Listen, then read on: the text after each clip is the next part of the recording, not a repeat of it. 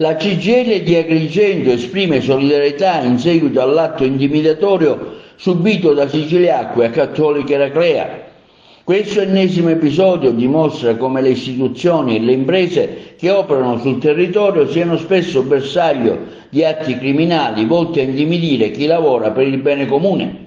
La CGIL, attraverso il segretario generale Alfonso Buscemi e il segretario generale di categoria Filippo Munda, condannano con fermezza l'accaduto, sottolineando l'importanza di non cedere alla paura e di continuare a sostenere chi opera nel rispetto della legalità e dei lavoratori impegnati in tali aziende. Hanno inoltre invitato a intensificare gli sforzi per garantire maggiore sicurezza e giustizia, ribadendo la necessità di combattere ogni forma di criminalità organizzata che mira a indebolire il tessuto sociale e produttivo della nostra regione.